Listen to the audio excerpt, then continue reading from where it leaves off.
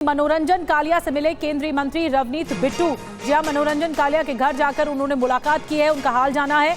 मनोरंजन कालिया परिवार का हाल जाना है, परिवारजनों का भी। और पंजाब की कानून व्यवस्था पर बहुत गंभीर सवाल उठाए गए हैं रवनीत बिट्टू की ओर से भी। TV9 से उन्होंने कहा कि लॉ एंड ऑर्डर पंजाब का फेल हो चुका है।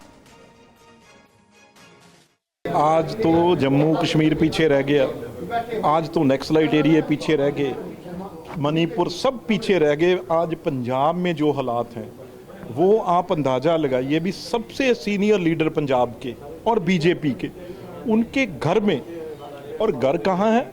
जलंधर मेन शहर में, जहाँ पे सबसे बड़ी संख्या में घर हैं और मार्केट हैं। प्योरली अंदर आके बीच में ग्रेनेड फेंकना, इसका मतलब हाथ से पंजाब तो निकल गया। जो कानून व्यवस्था है वो तो हमारे हाथ से निकल गई है।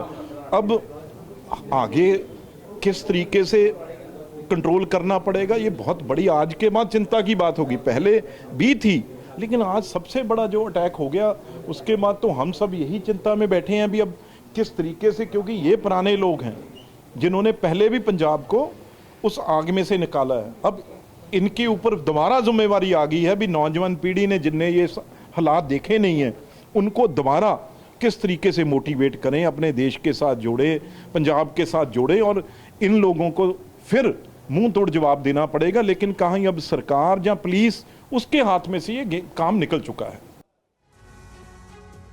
तो रवनीत बिट्टू को आपने सुना, उन्होंने साफ तौर पर हमला किया है कि कानून व्यवस्था पूरी तरह से चरमरा गई है पंजाब की। और मनोरंजन कालिया ने भी बोला है, उनकी प्रतिक्रिया भी आप तक हम पहुंचाएंगे इस घटना के बाद, क्योंकि सब सख्ते में है, दहशत में है। हमारे साथ मोहित इस वक्त और ज्यादा जानकारी के साथ जुड़ गए, उनके पास चलते हैं। मोहित, पुलिस अपना काम कर रही है, यहाँ पे सबूत जुटाने की कोशिश की जा रही है, लेकिन जो एक सबूत सामने आया है, जो CCTV फुटेज आए हैं जिसमें एक ई-रिक्शा गुजर रहा है, पहले एक शख्स दिखता है, आते समय कुछ और लोग भी दिखते हैं, क्या इसी के जरिए इसी में ही हमलावर सवार थे और इन्होंने ही अटैक किया? पुलिस क्या कह रही है? देखिए, CCTV फुटेज में सीधे तौर पे देखा जा सकता है कि जो ई-रिक्शा गुजरती है उसके अंदर से कुछ विस्फोटक, जो कि ग्रेनेड अब तक लग रहा है शुरुआती जांच में, वो फेंका गया। और आपको बता दूं कि मनोरंजन कालिया के घर के बाहर कैमरे लगे हैं।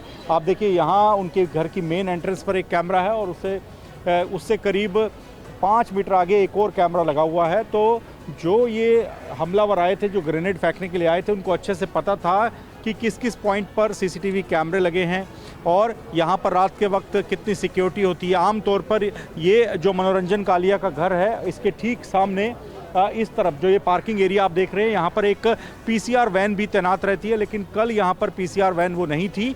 और सबसे बड़ी बात एक और आपको बताऊं कि यहाँ पर आप देखिए, सामने आपको एक बैरिकेड दिख रहे होंगे, उन बैरिकेड से करीब 100 मीटर की दूरी पर पुलिस स्टेशन है लुधियाना का, डिवीज़न नंबर 3 का पुलिस थाना है। तो अच्छे से ये जो हमलावर थे, इनको पता है कि किस जगह पर वो ग्रेनेड फेंकने जा रहे हैं। पूरी तैयारी के साथ वो आए थे, पूरे इलाके की रेकी उन्होंने कर रखी थी।